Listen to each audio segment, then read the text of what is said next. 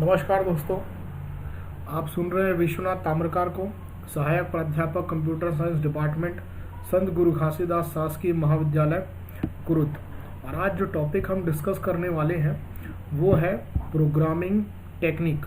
और हम यहाँ पर प्रोग्रामिंग टेक्निक के टाइप्स देखेंगे और कितने टाइप से प्रोग्रामिंग टेक्निक है और हर टेक्निक क्या होती है, उसमें क्या क्या इंपॉर्टेंट पॉइंट्स होते हैं, वो सारी चीज़ें हम आज डिस्कस करेंगे। तो देखते हैं प्रोग्रामिंग टेक्निक क्या है। The technique used for programming is called as programming technique. तो जो टेक्निक हम प्रोग्रामिंग के लिए यूज़ करते हैं उसे प्रोग्रामिंग टेक्निक कहते हैं। Programming technique is a style और वे ऑफ प्रोग्रामिंग। यह एक तरीका होता है या स्टाइल होता है प्रोग्रामिंग का, उसे हम प्रोग्रामिंग टेक्निक कहते हैं। Every programmer follow a different programming technique. तो जितने भी प्रोग्रामर होते हैं वो अलग अलग टेक्निक का इस्तेमाल कर सकते हैं, और कौन से टेक्निक का इस्तेमाल करना है वो हमारे प्रोजेक्ट की रिक्वायरमेंट, प्रोग्राम की रिक्वायरमेंट और प्रोग्रामर के कंफर्ट लेवल पर निर्भर करता है। There are number of programming technique available in the programming era. यहाँ पर प्रोग्रामिंग के क्षेत्र में बहुत सारे प्रोग्रामिंग टेक्निक अवेलेबल हैं। तो उनमें से जो सबसे ज़्यादा पॉपुलर हैं, इम्पॉर्टेंट प्रोग्रामिंग टेक्निक है, तो वो प्रोग्रामिंग टेक्निक अब आज हम डिस्कस करने वाले हैं। तो सबसे पहला आता है स्ट्रक्चर्ड प्रोग्रामिंग, प्रोसीजरल प्रोग्रामिंग और ऑब्जेक्ट ओरिएंटेड प्रोग्रामिंग। वैसे तो बहुत सारे हैं लेकिन हम इन तीनों पर फोकस करेंगे। तो सबसे पहले हम देखते हैं स्ट्रक्चर्ड प्रोग्रामिंग के बारे में। Structured programming is a programming technique aimed to improve the clarity, quality and the development time of computer program by making extensive use of the structured control flow construct of selection and repetition, block structure and the subroutine। तो ये structured programming जो होता है, ऐसा programming technique है जो कि programming की क्वालिटी, क्लैरिटी और डेवलपमेंट टाइम को इम्प्रूव करने पर फोकस करता है। और यहाँ पर ये स्ट्रक्चर्ड कंट्रोल फ्लो जो कंस्ट्रक्ट होते हैं उसका यहाँ पर काफ़ी मात्रा में इस्तेमाल होता है, जो कि जिसमें सिलेक्शन है, सिलेक्शन के लिए इफ़ देन एल्स का इस्तेमाल किया जाता है, रिपीटेशन जिसके लिए while loop, for loop, do while loop, इन सारी चीज़ों का इस्तेमाल किया जाता है। ब्लॉक स्ट्रक्चर का इस्तेमाल किया जाता है, सब रूटीन्स का इस्तेमाल किया जाता है। तो ये सारी चीज़ें हैं जिसको हम कहेंगे स्ट्रक्चर्ड प्रोग्रामिंग। अगर किसी प्रोग्रामिंग टेक्निक में ये सारी चीज़ों का इस्तेमाल हो रहा है तो स्ट्रक्चर्ड प्रोग्रामिंग हम कहेंगे। अब हर चीज़ों को हम एक एक करके डिस्कस यहाँ पे करेंगे। The elements of structured programming technique. तो जो एलिमेंट्स हैं, जैसा पहले हमने डेफिनेशन में भी देखा है, उन तीनों को हम यहाँ पर देख रहे हैं। तो बेसिक एलिमेंट है कंट्रोल स्ट्रक्चर, ब्लॉक्स और सब रूटीन। तो कंट्रोल स्ट्रक्चर में क्या क्या आते हैं वो आपके स्क्रीन के सामने है। यहाँ पर the following the structured programming theorem, all programs are seen as a compressed of the control structure. तो हर जितने भी प्रोग्राम दिखेंगे उसमें ये सारे जो कंस्ट्रक्ट हैं, कंट्रोल कंस्ट्रक्ट है, वो नज़र आएंगे। सीक्वेंस, ऑर्डर्ड स्टेटमेंट और सब routine executed in the sequence. तो जो ऑर्डर्ड स्टेटमेंट होते हैं और जो सब रूटीन होते हैं वो एक एक सीक्वेंस में एग्जीक्यूट होते हैं। सिलेक्शन, हमने सिलेक्शन कंस्ट्रक्ट देखा था। वन और number of statement is executed depending on the state of a program. This is usually expressed with the keyword such as if, then, else and if। तो यहाँ पर आप देख सकते हैं कि सिलेक्शन, इस प्रोग्रामिंग टेक्निक में अगर हम ये चाहते हैं कि कोई पर्टिकुलर स्टेटमेंट या सॉर्ट ऑफ स्टेटमेंट है वो किसी कंडीशन के ट्रू होने पर या फॉल्स होने पर एग्जीक्यूट हो, तो उसके लिए हम यहाँ पर if, then, else इसका इस्तेमाल कर सकते हैं। और यहाँ पर सामान्यतः if देन एल्स इस तरह के कीवर्ड का इस्तेमाल किया जाता है। और सिलेक्शन के लिए स्विच केस का भी इस्तेमाल किया जाता है। अगर हम सी प्रोग्रामिंग लैंग्वेज में देखें तो इफ देन एल्स के साथ यहाँ पर सिलेक्शन के लिए स्विच केस का भी इस्तेमाल वहाँ पर किया जाता है, और इफ देन एल्स भी कई टाइप से वहाँ पर होते हैं। इटरेशन, तो इटरेशन क्या होता है? A statement or a block is executed until program reaches a certain state or a operation has been applied to every element of the correction. This is usually expressed with the keywords such as while, repeat, for or do while, until. तो यहाँ पर हम iteration देख रहे हैं। यहाँ पर iteration में ये होता है कि कुछ ब्लॉक ऑफ स्टेटमेंट जिसे बार बार एग्जीक्यूट करना है, ब्लॉक ऑफ स्टेटमेंट या किसी स्टेटमेंट को हमें बार बार एग्जीक्यूट करना पड़ता है, तब तक एग्जीक्यूट करना पड़ता है जब तक कोई पर्टिकुलर स्टेट ना आ जाए या पर्टिकुलर कंडीशन ट्रू या फॉल्स नहीं हो जाती। तो इस तरह इसे इटरेशन कहा जाता है, और इसके लिए बहुत सारे कीवर्ड का इस्तेमाल किया जाता है, जैसे कि वाइल है, फॉर है, डू वाइल है, अनटिल है। तो इस तरह के उसके लिए यहाँ पे इस्तेमाल किया जाता है। Often it is recommended that each loop should only have one entry point. तो हर लूप में एक ही एंट्री पॉइंट होना चाहिए, ऐसा यहाँ पर बताया जा रहा है। तो नेक्स्ट हम देखते हैं recursion. A statement is executed by repeatedly calling itself until termination condition is made. तो यहाँ पर रिकर्शन उसे कहा जाता है, सी की रिकर्शन, जब कोई स्टेटमेंट बार बार एग्जीक्यूट होता है। Statement is executed repeatedly calling itself, मतलब कोई स्टेटमेंट खुद को कॉल कर रहा है और बार बार वो एग्जीक्यूट होता है, और तब तक एग्जीक्यूट होता है जब तक कि कोई कंडीशन, पर्टिकुलर टर्मिनेशन कंडीशन उसको नहीं मिल जाती है। तो यहाँ पर रिकर्शन जो होता है, while similarly in the practice to iteration loop, recursion loop may be more computationally efficient and implemented differently as a cascading task। तो रिकर्शन जो होता है, अगर सी में बात करें तो रिकर्सिव फंक्शंस होते हैं, ऐसे फंक्शन जो खुद को कॉल करते हैं बार बार, उन्हें हम रिकर्सिव फंक्शन कहा जाता है। तो ये सारे कंट्रोल स्ट्रक्चर जो है, कंट्रोल कंस्ट्रक्ट स्ट्रक्चर का इस्तेमाल जो है इसमें किया जाता है स्ट्रक्चर्ड प्रोग्रामिंग टेक्निक के अंदर। अब यहाँ पर हम देखते हैं ब्लॉक्स क्या होते हैं। यहाँ पर हम सब रूटीन देख लेते हैं।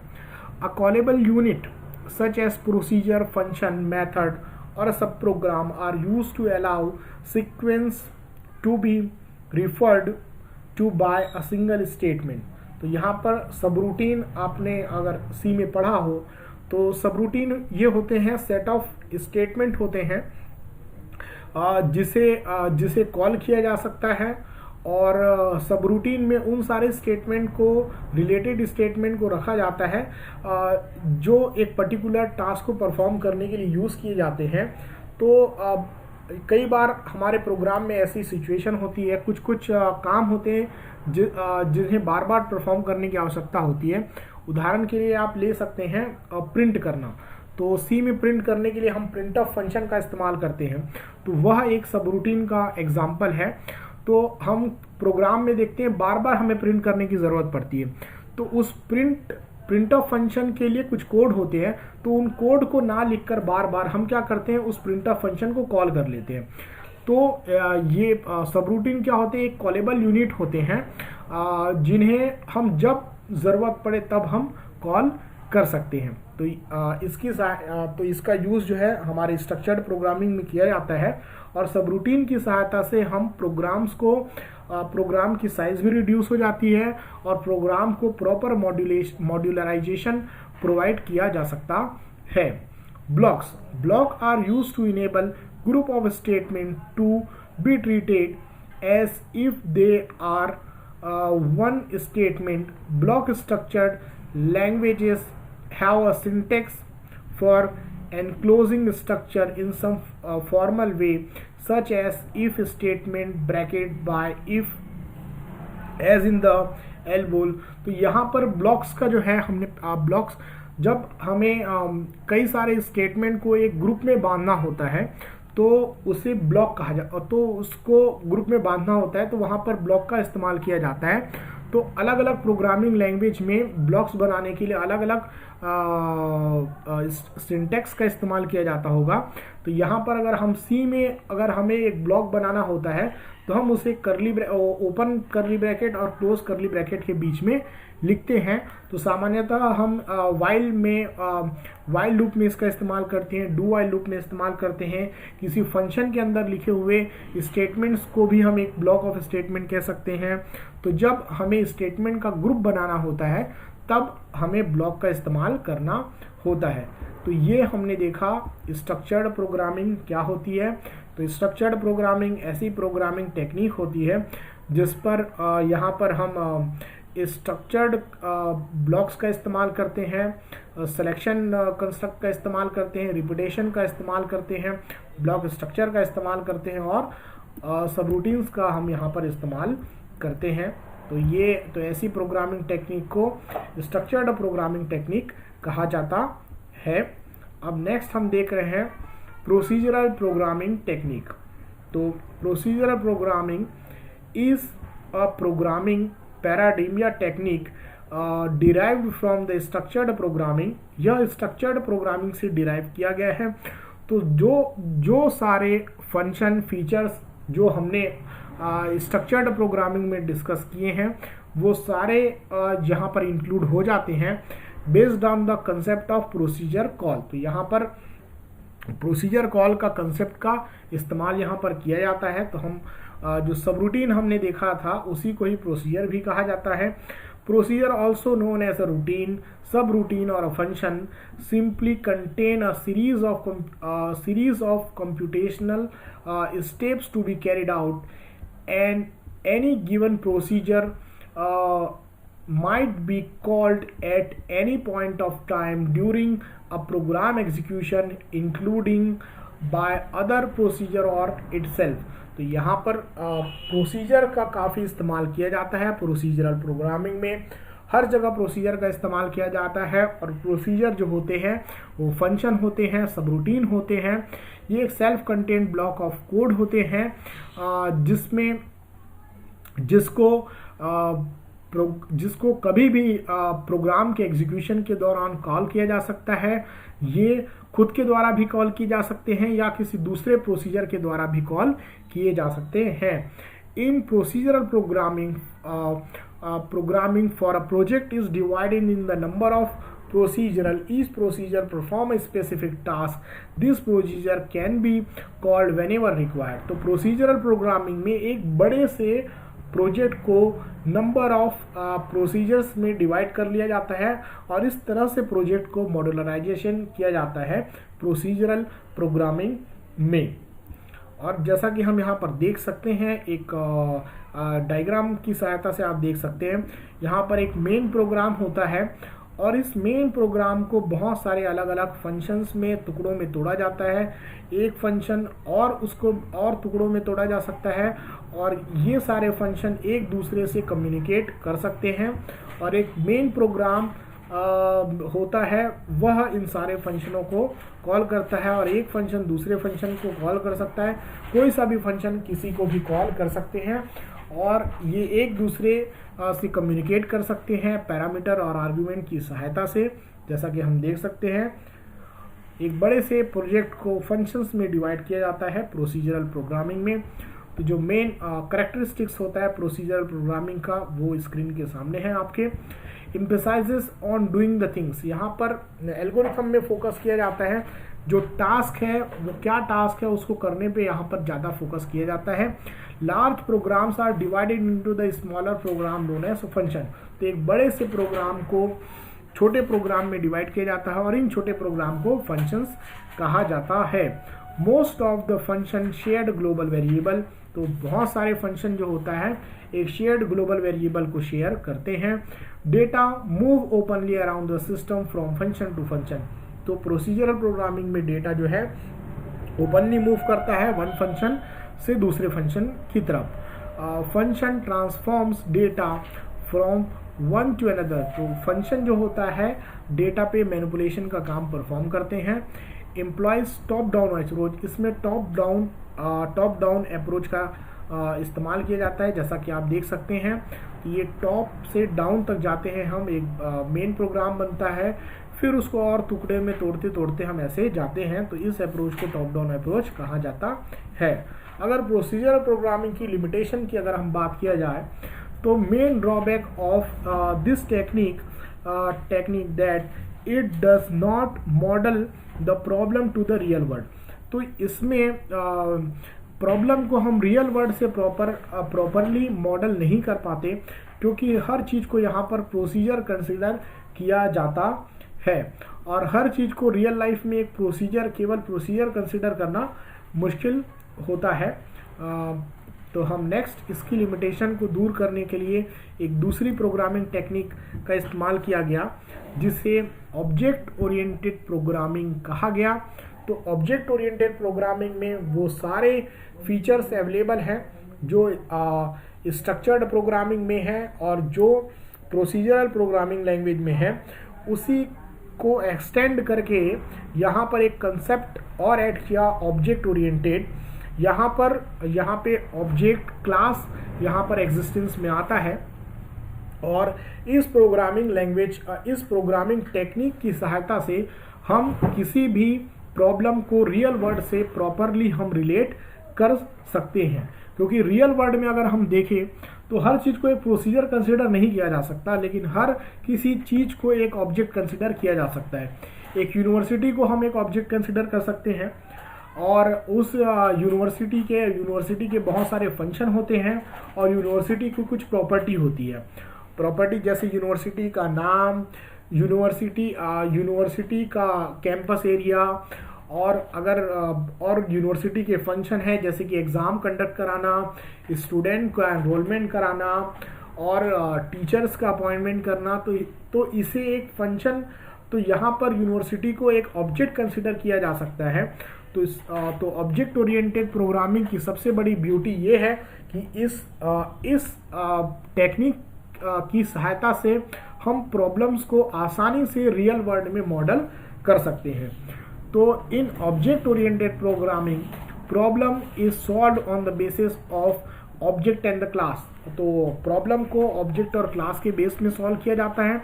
इन object oriented programming we can model program to the real world because we can consider most of the problem as a class and object, not just a procedure. A problem can be divided into the number of class and objects and provide better modularity. तो यहाँ पर class और object की सहायता से programme को better modularity हम यहाँ पर प्रोवाइड कर सकते हैं। अब यहाँ पर हम ऑब्जेक्ट ओरिएंटेड प्रोग्रामिंग के इंपॉर्टेंट पॉइंट्स यहाँ पर हम डिस्कस कर रहे हैं। Emphasise on data rather than procedure. तो यहाँ पर डेटा पर फोकस किया जाता है, डेटा पर जोर दिया जाता है, ना कि प्रोसीजर पर। Programs are divided into the object. Programs को ऑब्जेक्ट के टर्म्स में डिवाइड किया जाता है। Data structure are design such that they characterise the object. तो डेटा स्ट्रक्चर को इस तरह से डिजाइन किया जाता है कि वह ऑब्जेक्ट को कैरेक्टराइज कर सके। Function that operates on the data of an object are tied together in the data structure. तो यहाँ पर क्लास बनाया जाता है, उसे एक डेटा स्ट्रक्चर कहा जाता है, और जिसमें डेटा मेंबर भी होते हैं और उसमें फंक्शंस भी होते हैं। तो ये फंक्शन जो होता है टाइटली बाउंड किया जाता है डेटा के साथ, और यही फंक्शन जो होते हैं जो क्लास के फंक्शन होते हैं वही ऑब्जेक्ट के डेटा पर ऑपरेशन परफॉर्म कर पाते हैं। Data is hidden and can not be accessed by the external function. तो यहाँ पर जो बाहर के फंक्शन होते हैं, एक्सटर्नल फंक्शन होते हैं, वह किसी दूसरे ऑब्जेक्ट के डेटा को एक्सेस नहीं कर सकते। ऑब्जेक्ट में communicate with each other through the function. एक ऑब्जेक्ट दूसरे ऑब्जेक्ट से फंक्शन की सहायता से कम्युनिकेट कर सकते हैं। New data and function can be easily added whenever needed. तो यहाँ पर नए डेटा नए फंक्शन को आसानी से ऐड किया जा सकता है। Follows the bottom up approach in the programming design. तो ऑब्जेक्ट ओरिएंटेड में बॉटम अप अप्रोच का इस्तेमाल किया जाता है। यहाँ पर चीज़ों को नीचे से हम ऊपर तक जाते हैं। तो पहले चीज़ों को छोटे छोटे पार्ट्स में और छोटे छोटे पार्ट्स को जोड़ते हुए उसको हम कोलैबोरेट करते हैं। तो इसीलिए इसमें जो होता है बॉटम अप अप्रोच कहा जाता है। अगर हम ऑब्जेक्ट ओरिएंटेड प्रोग्रामिंग की फीचर्स देखें तो क्लास होता है। तो क्लास जो होता है एक मॉडल होता है या एक ब्लूप्रिंट कह सकते हैं। तो क्लास में डेटा मेंबर और मेंबर फंक्शन को डिफाइन किया जाता है।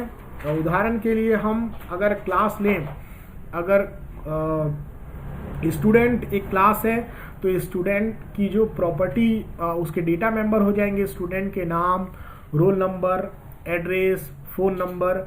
और स्टूडेंट की अगर हम फंक्शन बात करें तो स्टूडेंट का फंक्शन हम कंसिडर कर सकते हैं कि स्टडी उसका फंक्शन है और एग्ज़ाम देना उसका फंक्शन है और स्टडी करना उसका फंक्शन है। तो ये हम कंसिडर कर सकते हैं। तो स्टूडेंट क्या हो गया, एक क्लास हो गया। और हम दूसरे तरीके से देख सकते हैं जैसे कि कोर्स है, कोर्स को हम एक क्लास कंसिडर कर सकते हैं। तो कोर्स का नाम होगा, कोर्स में सब्जेक्ट्स होंगे और कोर्स किसी पर्टिकुलर यूनिवर्सिटी को बिलोंग करेगा। तो इस तरह की चीज़ों को हम क्लास के रूप में कंसिडर करते हैं। तो ये एक मॉडल होता है या एक डेटा टाइप भी हम क्लास को बोल सकते हैं। और ऑब्जेक्ट जो होता है ये क्लास का ब्लूप्रिंट, ऑब्जेक्ट जो होता है इंस्टेंस होता है क्लास का। तो अगर हम और ऑब्जेक्ट में डेटा मेंबर और मेंबर फंक्शन होते हैं। तो ऑब्जेक्ट जो होते हैं जैसे कि स्टूडेंट एक क्लास है तो मोहन, राम, इन सब को हम क्या कह सकते हैं, उसका ऑब्जेक्ट जो कि उस क्लास को बिलोंग करते हैं। एनकैप्सुलेशन, तो ऑब्जेक्ट ओरिएंटेड में जो क्लास और ऑब्जेक्ट की सहायता से हम एनकैप्सुलेशन को अचीव करते हैं। wrapping up of data and the function into a single unit is called encapsulation। तो अगर हम एनकैप्सुलेशन की डेफिनेशन देखें तो डेटा और फंक्शन को एक यूनिट में व्रैप करना को ही हम एनकैप्सुलेशन कहते हैं। और ऑब्जेक्ट ओरिएंटेड में बहुत ही इम्पॉर्टेंट फीचर होता है इनहेरिटेंस। और इनहेरिटेंस की सहायता से हम पहले से बनी हुई क्लास के प्रॉपर्टी और फंक्शन को इनहेरिट करके नई क्लास बना सकते हैं और उस नई क्लास में और जो भी नए फीचर, नए मेथड, नए प्रॉपर्टीज़ को हम ऐड कर सकते हैं।